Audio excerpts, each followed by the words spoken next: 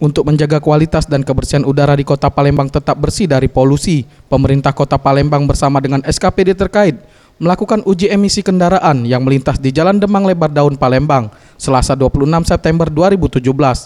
Dalam kesempatan ini, kendaraan Dinas Wali Kota Palembang Harnojoyo pertama kali yang dilakukan uji emisi.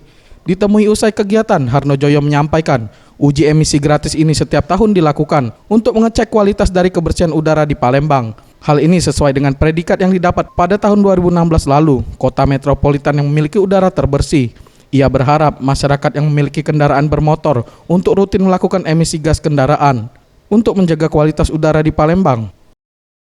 Kota Palembang sebagai kota metropolitan, tahun kemarin kita tetap mendapatkan penghargaan terbaik sebagai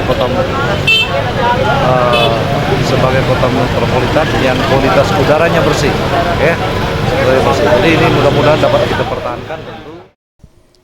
Hasbullah, salah satu warga yang melakukan uji emisi kendaraan mengatakan uji emisi ini penting dilakukan untuk melihat dan mengetahui mengenai kondisi emisi gas di kendaraan.